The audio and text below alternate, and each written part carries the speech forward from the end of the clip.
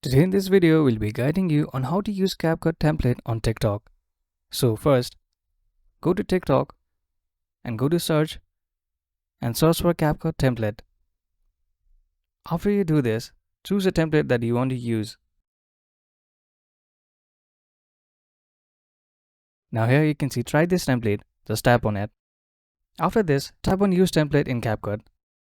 This will directly open CapCut on your device.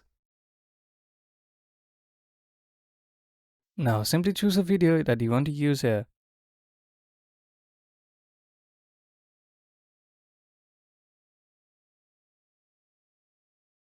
Then hit next.